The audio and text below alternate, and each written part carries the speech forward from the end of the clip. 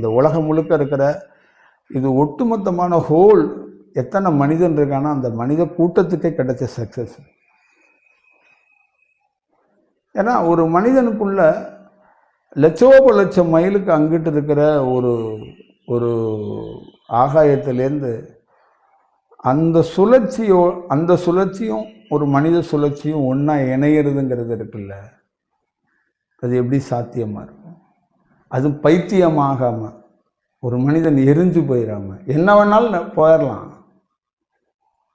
புரியுதுங்களா? இது சித்தர் இந்த மாதிரி பூஜை இதெல்லாம் இல்லைங்க. இது என்ன ஒரு ஸ்டேஜில் அந்த சித்தர் சாமியெல்லாம் நெரிச்சிட்டு சயின்ஸை அப்படியே கொண்டு வந்துட்டாங்க.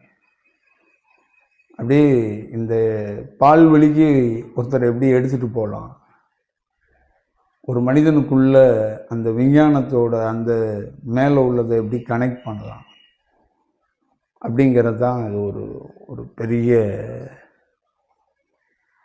ஒரு பெரிய ப்ராசஸ். அந்த ப்ராசஸில் நான்லாம் எப்படி தாங்கணுன்னு எனக்கே தெரியல. அதனால் என்னை பொறுத்தளவுக்கு ஒரு குழந்தை மாதிரி என்னுடைய அந்த மெமரி லாஸ் ஆகாமல் அது மாதிரி இருக்குது.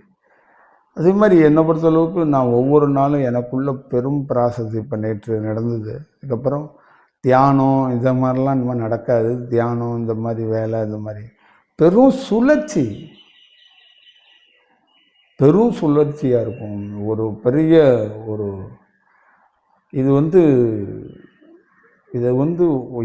இது நம்ம நிறுத்தவும் முடியாது. இது அவ்வளோதான்.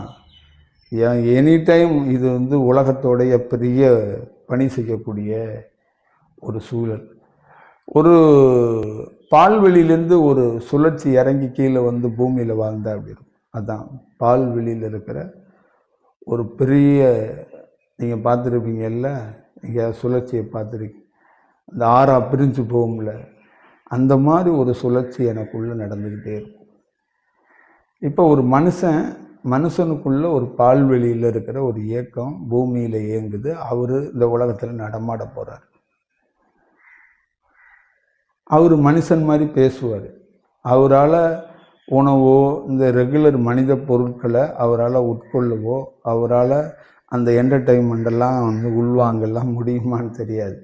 ஆனால் என்ன ஒரே ஒரு விஷயம், அவர் தன்னை தக்க வச்சுக்கிறதுக்கு போர் அடிக்காமல் கடந்து போகிறதுக்கு ஒரு வேலை பண்ணிக்கிட்டே இருக்கும்.